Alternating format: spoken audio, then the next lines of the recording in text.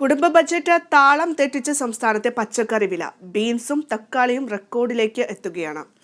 കടുത്ത വേനൽ വിളവിനെ സാരമായി ബാധിച്ചെന്ന് വ്യാപാരികൾ ചൂണ്ടിക്കാട്ടുന്നു. കൊച്ചിയിൽ നിന്നും ടി അശ്വതി തയ്യാറാക്കിയ റിപ്പോർട്ടിലേക്ക്. വിവിധ പച്ചക്കറികൾക്ക് വില വർദ്ധിക്കുന്ന ഒരു സാഹചര്യമാണ് ഇപ്പോൾ നിലനിൽക്കുന്നത്. ഏറ്റവും അധികം ബീൻസ്, തക്കാളി ഐറ്റംസിനൊക്കെയാണ് കൂടുതൽ വില വർദ്ധിക്കുന്നത്. ഇതിന്റെ വില വിവര കണക്കുകൾ എങ്ങനെയാണെന്ന് നമുക്ക് ഇവിടെ തന്നെ ചോദിച്ചു നോക്കാം. എങ്ങനെയാ ഈ പച്ചക്കറിയുടെ? എല്ലാത്തിനും ഇപ്പോൾ വില കൂടുതലാണ്. അപ്പോൾ തക്കാളി 100 രൂപ വിലയായിപ്പോയി. ബീൻസ് 170, 160 അങ്ങനെയൊക്കെ ഉണ്ട്. പയറിപ്പോൾ നാടൻ പയറില്ല. നാടൻ പയറും ഉണ്ടെങ്കിൽ ഒരു 150 രൂപ വില ഉണ്ട് ഇപ്പം അതിനും. മറ്റേ സാധാ പയറും ഇപ്പോൾ 80, 70 അങ്ങനെയൊക്കെ വിലയുണ്ട്. പച്ചക്കറി കിറ്റ് ഉണ്ടല്ലോ, സാമ്പാർ കിറ്റ്. അപ്പം അത് ഇപ്പോൾ എല്ലാത്തിനും വില കൂടിയല്ലോ. അതുകൊണ്ട് ഇപ്പോൾ കിലോയ്ക്ക് ഇപ്പോൾ 80 രൂപ. നേരത്തെ 50 രൂപ ഉണ്ടായിരുന്നു. ഇപ്പോൾ 80, 90 അങ്ങനെ വെച്ചാൽ കൊടുക്കും. മുട്ടയ്ക്കൊക്കെയോ? നാടൻ മുട്ട 9 രൂപ, സാധാ മുട്ട 7 രൂപ, 7.50. അത് ഓരോ ദിവസവും വില മാറി മാറി വരുമോ. എങ്ങനെയാണ് ഇത് പച്ചക്കറി? ഇപ്പൊ പച്ചക്കറിയുടെ വില തീ പിടിച്ച വിലയാണല്ലോ. പച്ചക്കറി ഒന്നും എടുക്കാൻ പറ്റാത്ത അവസ്ഥയാണ്.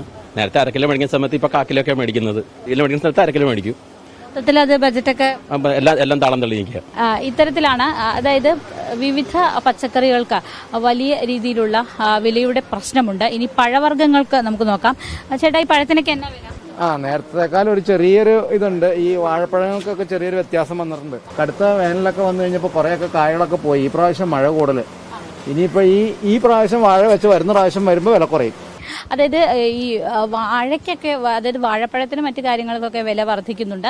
ഇതിൽ ഏറ്റവും അധികം ഈ വ്യാപാരികളെല്ലാം എടുത്തു പറയുന്ന ഒരു കാര്യം, പുറത്തുനിന്ന് വരുന്ന പച്ചക്കറികളുടെ ലഭ്യത കുറവാണ്. അത് വലിയ രീതിയിൽ ഈ വിലക്കയറ്റത്തെ ബാധിച്ചിട്ടുണ്ട്. മാത്രമല്ല, ഈ വേനൽക്കാലത്ത് വലിയ രീതിയിൽ വിളകളെ ബാധിച്ചിട്ടുണ്ട്. ഇത്തവണത്തെ വേനൽ കടുത്ത വേനലായിരുന്നു. അതുകൊണ്ട് തന്നെ അത് വിളകളെ വലിയ തോതിൽ ബാധിക്കുന്നു.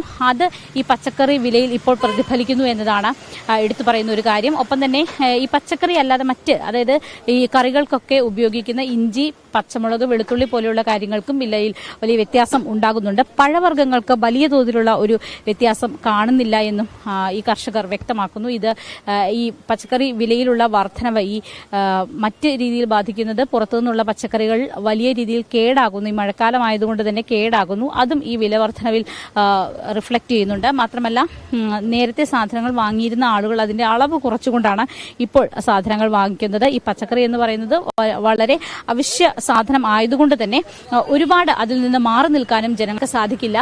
മത്സ്യവിപണിയെ സംബന്ധിച്ച് പറയുകയാണെങ്കിൽ കൊച്ചിയിൽ വലിയ രീതിയിലുള്ള ഒരു മത്സ്യവിപണിയുണ്ട്.